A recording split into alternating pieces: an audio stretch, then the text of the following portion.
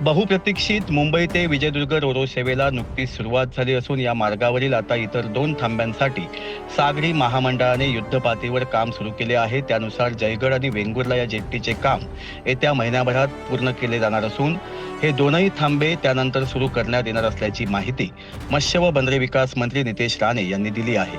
मुंबई ते विजयदुर्ग या रोरो सेवेबरोबरच नेरूळ ते मुंबई जलवाहतूक सेवाही सागरी महामंडळामार्फत लवकर सुरू करण्यात येईल असेही मंत्री राणे यांनी यावेळी नमूद केले आहे.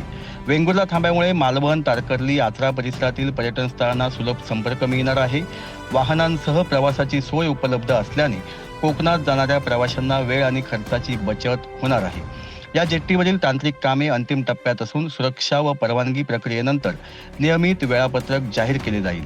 नव्या थांब्यांमुळे मुंबई कोकण जलवाहतूक सेवेचे जाळे अधिक मजबूत होणार असल्याचे सांगण्यात येत आहे. कोकण किनारपट्टीसाठी महत्त्वपूर्ण ठरणाऱ्या या जलवाहतुकीच्या नव्या पर्यायांमुळे कोकणातील पर्यटनाला अधिक चालना देण्याचा उद्देश असून या वाहतूक सेवेमुळे चाकरमान्यांच्या वेळेतही बचत होणार आहे. नव्या जेट्टी कार्यान्वित झाल्यानंतर रत्नागिरी आणि सिंधुदुर्ग जिल्ह्यातील किनारी भागांना थेट जलमार्गे जोडणारी व्यवस्था निर्माण होणार आहे. त्यामुळे पर्यटन, मत्स्य व्यवसाय तसेच स्थानिक व्यापाराला मोठी चालना मिळेल अशी अपेक्षा मंत्री राणे यांनी यावेळी व्यक्त केली आहे. तुम्ही पळतात GNH.